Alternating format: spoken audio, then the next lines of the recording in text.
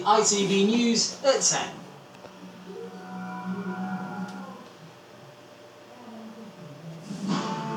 Bully us and you will have your heads smashed on a great wall of steel. It's the 100th anniversary of China's Communist Party, and the country's increasingly hardline leader had that bellicose message for the West in a speech to thousands of the party faithful.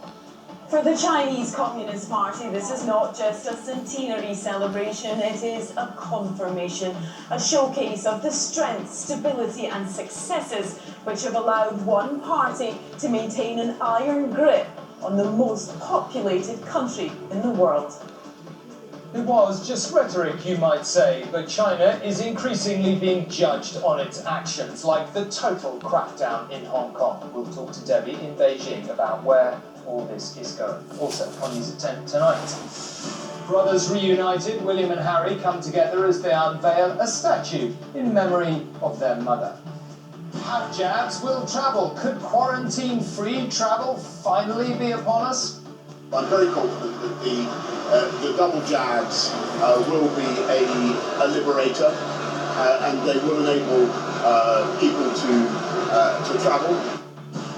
The road to Rome is paved with good intentions. Fans say they will beat the system to get there, and 12 and 14, the unbelievably young British.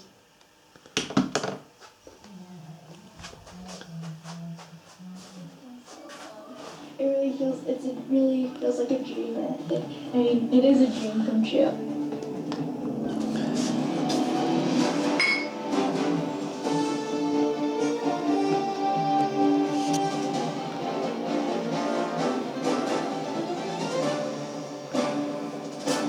This is on TV News at 10 with Tom Bradby.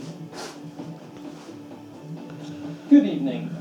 The threat that China poses to the West, economically, politically, perhaps even militarily, has been evident for a long time, and for much of it, Western leaders took refuge in the possibility that it would liberalise, that it might sharper picture on the LG. Respect for human rights. Definitely more detail on the LG. Has put paid to all that, and today, as China's Communist Party marked its 100th anniversary, Looks darker, Xi Jinping bit of had a blacks. strident warning to the West. China would never, he said, allow itself to be Panasonic bullied by outside forces, and anyone who tried would have their heads smashed on a great wall of steel. Mr. Xi insisted China, for its part, had never bullied anyone and never will. But try telling that to the people of Hong Kong or the Uyghur Muslims or indeed Taiwan, which he confirmed is in China's sights.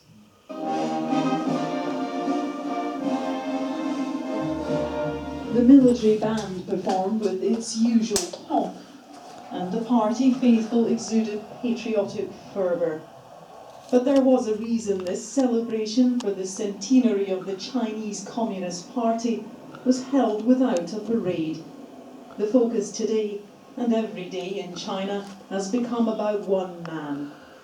President Xi Jinping, standing out in a grey suit matching the portrait of Mao, above which he stood to give foreign aggressors a bloody warning. 中国人民也绝不允许任何外来势力欺负、压迫、奴役我们。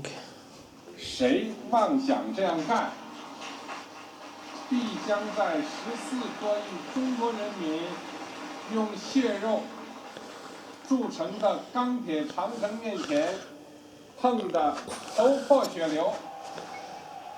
Communist Party was founded in 1921 as a political and revolutionary movement.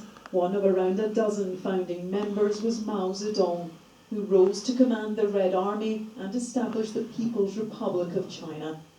The dark periods of history that followed have been largely glossed over, and it was a nation transformed into global superpower that was celebrated in President Xi's hour-long speech. Cheers rising in the crowd when he made an aggressive promise to unify Taiwan. It was a provocative and defiant speech, which left some overwhelmed.